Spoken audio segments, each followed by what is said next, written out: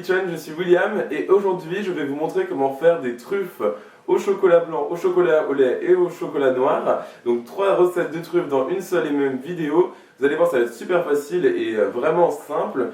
On va pas utiliser de jaune d'œuf puisque souvent vous avez des recettes de truffes à base de jaune d'œuf, mais certains n'aiment pas en utiliser dans la cuisine, surtout quand il s'agit de les manger crus. Donc je vous propose aujourd'hui une recette sans jaune d'œuf, super simple avec des ingrédients que vous avez sûrement déjà chez vous.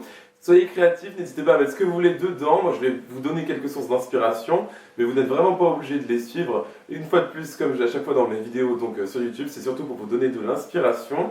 En tout cas, vous allez voir, ça va être super facile et parfait pour un buffet pour le Nouvel An par exemple, ou pour un dessert en taille réduite, c'est vraiment génial pour l'occasion. Alors, pour nos truffes au chocolat noir et au piment d'Espelette, nous aurons besoin bien évidemment de chocolat noir. Ici, j'en ai découpé avec un couteau, donc en petits cubes, ça va fondre plus facilement. Ici, j'ai de la crème liquide, donc semi-épaisse, mais vous pouvez utiliser de la crème liquide normale, du beurre. Et ici, j'ai du piment d'Espelette, mais vous pouvez bien sûr le remplacer par n'importe quel type d'épices. Par exemple, du piment de Cayenne, mais aussi de la cannelle, du gingembre et autres. Ça irait parfaitement bien avec le chocolat noir. Alors, dans mon chocolat découpé en petits morceaux, j'ajoute ma crème liquide, mon beurre doux, et enfin une cuillère à café de piment d'Espelette que je mets dans ma préparation. Et donc maintenant je dépose mon saladier sur un bain-marie, donc un fond d'eau frémissant dans une casserole. Attention, l'eau ne doit pas toucher la surface du bol. J'ai bien mélangé ma préparation jusqu'à ce qu'elle soit fondue comme ceci. C'est parfait, maintenant on va pouvoir la mettre de côté, la laisser refroidir pendant environ 30 minutes à température ambiante et ensuite au réfrigérateur pendant environ 2 heures jusqu'à ce qu'elle soit bien épaisse et qu'on puisse faire des boules avec. Pour notre deuxième recette de truffes au chocolat au lait, nous aurons besoin de chocolat au lait bien évidemment, donc une fois de plus je l'ai découpé en petits morceaux. Ensuite j'ai toujours de la crème liquide et du beurre. Donc les ingrédients ne changent pas mais les quantités oui, donc surtout regardez la description de cette vidéo où vous aurez les quantités précises pour chaque ingrédient. Et j'ai ici des gavottes, donc des crêpes dentelles. C'est un type de biscuit très léger qui va très bien avec nos truffes au chocolat au lait. Donc c'est pour ça que j'utilise ça aujourd'hui, mais vous pouvez très bien utiliser par exemple des spéculoos ou n'importe quel type de biscuit, ça ira parfaitement. Donc c'est parti, on va faire exactement la même chose que pour les truffes au chocolat noir, c'est-à-dire faire fondre le tout sur un bain-marie et ensuite on ajoutera les crêpes dentelles.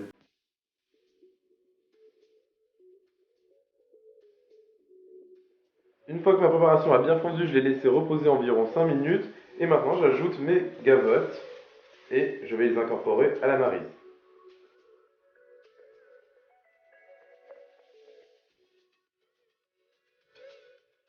Enfin, pour notre troisième recette de truffes au chocolat blanc cette fois-ci, nous aurons besoin bien évidemment de chocolat blanc que j'ai à nouveau découpé en petits morceaux.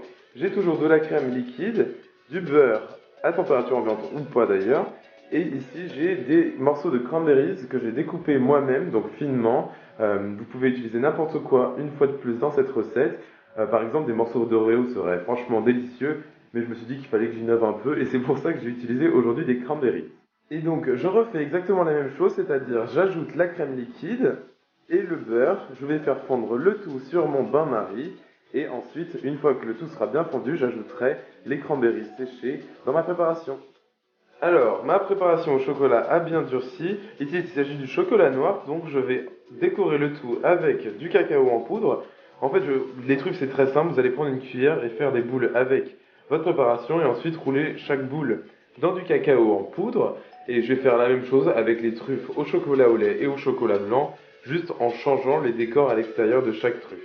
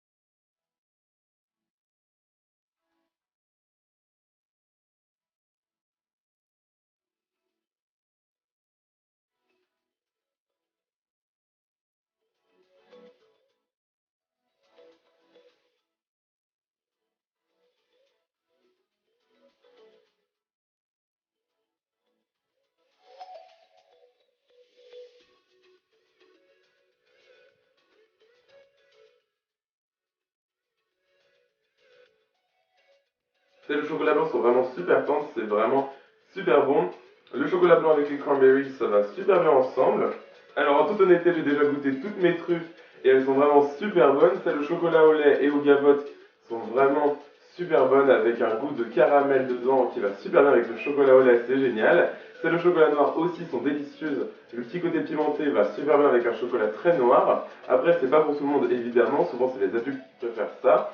En tout cas, n'hésitez pas à refaire cette recette en retrouvant la liste des ingrédients dans la description de cette vidéo juste en dessous, ainsi que les réseaux sociaux vous pouvez me retrouver, donc Facebook, Twitter, Instagram et Snapchat. En tout cas, moi je vous revois dans la prochaine vidéo qui sera sûrement en 2017, donc je vous souhaite un très bon réveillon, ainsi qu'une très belle fin d'année 2016, et je vous revois en 2017. Salut!